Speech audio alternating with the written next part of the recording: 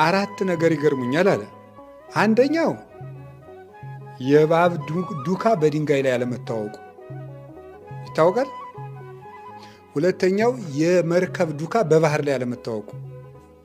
አሁን ጣናነሽ ሄደችበትን አውድን ዱካዋን ብንፈልግ እናገኘዋለን? የለም። ሶስተኛው የንስር ዱካ በሰማይ ላይ ያለመታወቁ።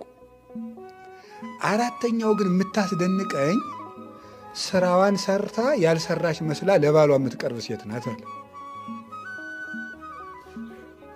ምን ማለት ነው? አሁን ይሄ ከርሱ ጋር የሚያገናኘው ሴት ኃጢአት ሴት ባሏን ሰርቃ ኃጢአት ሰርታ ዙራ ባሏ ጋር አብራ ብትኖር ያውቅባታል?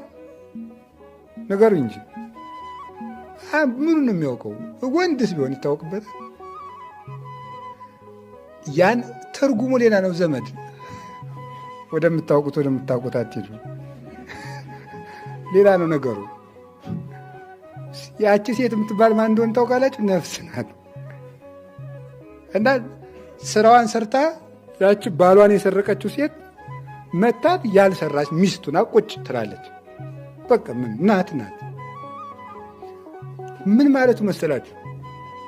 ስራዋን ሰርታ ያልሰራች የምትመስል ሴት ትደንቀኛለች ማለት ኃጢአቷን እንደፈለገች ስትሰራ ኑራ